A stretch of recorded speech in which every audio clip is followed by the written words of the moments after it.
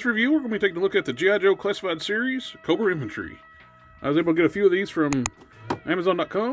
I'm hoping to get a few more of these. These are basically a reissue of the Cobra Allen Cobra Troopers, but with less accessories and a little bit different color scheme. I wasn't lucky enough to get the Cobra Troopers from Cobra Allen, but there's word that they're going to be reissuing some of the Cobra Allen stuff, which fingers crossed that actually happens. On the side of the box, you actually have the codes where you can go to the website and decode those, which I never do. I'd rather have the file card on the back. I wish they'd bring those back. The mural is nice, but I'd rather have the file cards, or at least give us like a collector card to go inside the box. On the front of the box is a nice big window. You can see all the accessories. You get 2 pistols, knife, rifle, helmet, and the figure itself. Nice artwork on the front. It wraps around to the side. You got your legalese warnings on the box. There's your barcode if you need it. On top of the box is number 24 of the series with the Cobra logo.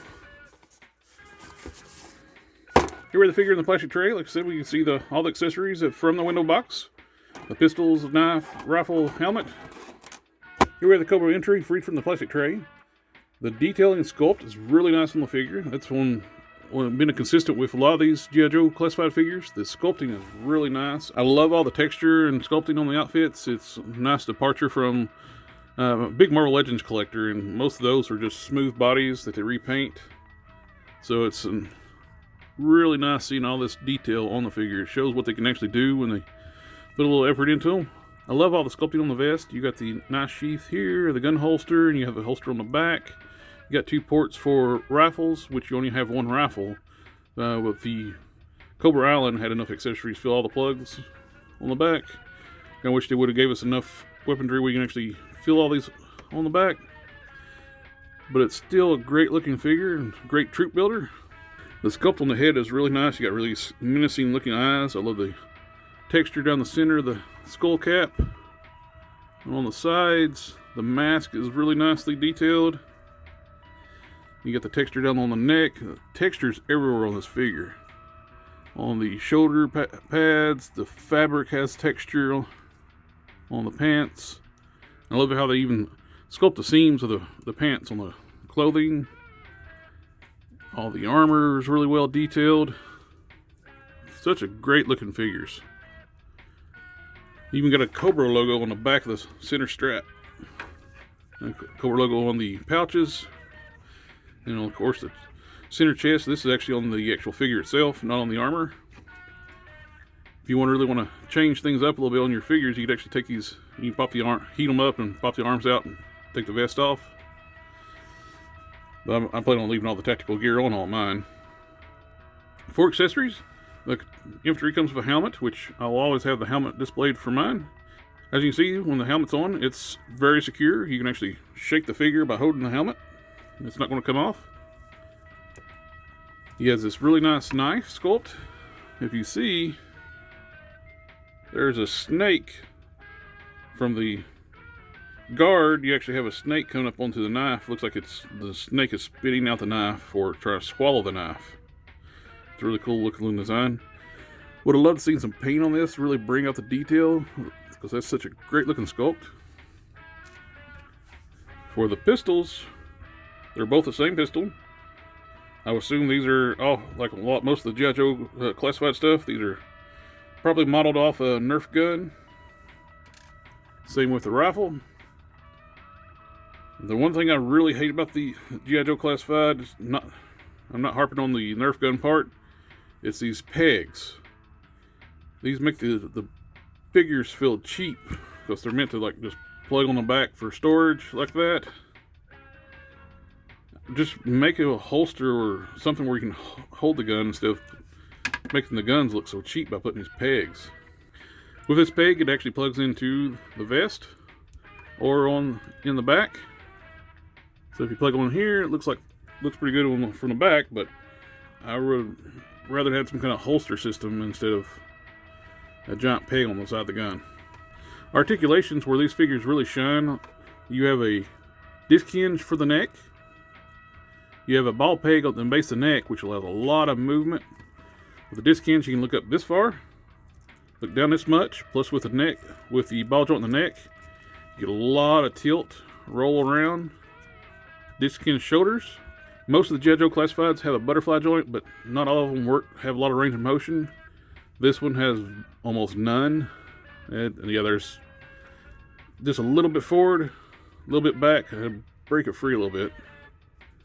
Bicep swivel, double jointed elbows, hinge and swivel wrist.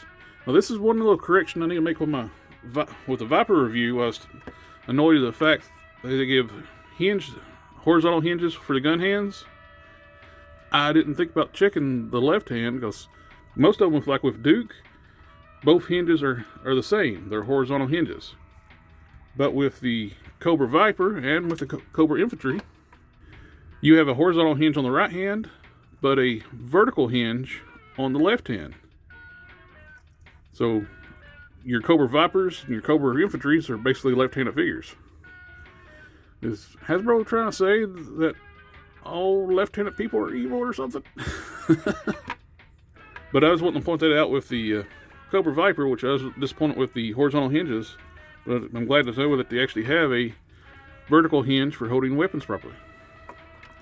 Same with the Cobra Infantry. You have a vertical hinge on the left, horizontal on the right. The figure does have an ab crunch, but it is hindered because of the vest. You can, if you get it just right, you can pop it forward a little bit and back a little bit. Even with the vest on, you get a little bit of movement. Where there's a ball joint at the bottom of the torso, which allows for a little bit of tilt, and that's your waist rotation. You have ball jointed hips that kick out this far, and they have drop down hinges, which allows for them to be able to kick out even farther, and kick forward this far, kick back this much. Thigh rotation, double jointed knees, you can kick up his lower back. Boot rotation, hinged ankles, and ankle pivots. Alright, let's do a little bit of size comparison with the Cobra Infantry. Here he is next to Destro and Cobra Commander. Here he is next to Storm Shadow and a Cobra Viper. Here he is next to Snake Eyes and Roadblock. Here he is next to a Spy Master, which is a Bucky Cat body, and a movie Deadpool. Here he is next to a DCUC style Zod and a SH Figure Arts Naruto. These Cobra Infantry figures make a really great looking troop builders. The style, sculpt, they look really good, and they look good as set as an army. I like to have a little differentiation with the heads. Some alternate heads would have been nice, but they're covered up enough where it doesn't really matter too much. But only other thing I would like to see, I wish the ports in the back were compatible with the other backpacks. As of right now, this port is too big for the pegs that's in majority of the backpacks for the G.I. Joe classified line. I'd like to have these be the same, where it could actually change, they can share gear.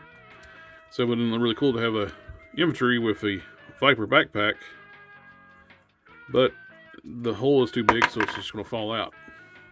On the vest, I originally thought this was actually going to be like a mold defects, but apparently it's some kind of battle damage, because all four of them have this little rough texture down here on the back and up here. I thought maybe there's been bad paint or something happened during the molding process, but they're all the same, so apparently it's supposed to be there. Oh, and I want to point this out too, is like the hands are actually different from the Vipers, even though they're hinged the same, with the left hand being vertical hinge and horizontal hinge on the right. They do not share the same hands. The infantry actually have Cobra armor pad on the back of their hand and the Cobra logo on it, which the Vipers just have look like a gloved hand. With swapping out their gear, kind of change their look up. I actually put one set of goggles from the Vipers around one of my infantry, which I'd love to be able to put the backpack on, but it is what it is. And one thing nice too with these rifles that come with the infantry soldiers, the stocks are actually narrower profile, so they can actually hold them without any interference, compared to the Viper. The Viper, the stock of the rifle, it's made with the loop around on the stock, makes it harder for the figure to hold the weapon up against the body a little bit, closer to the body. With that said, these are just such great troop builders. If you see these and Even if you don't like Joes, you just want some bad guy troops to have your heroes fight against, pick these up. You're not going to be disappointed with them. They are such great figures. The articulations there, the sculpt, the detail.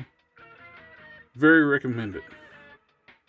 Well, I appreciate you everyone taking the time to watch the review. Like, share, subscribe, and I'll catch y'all next time.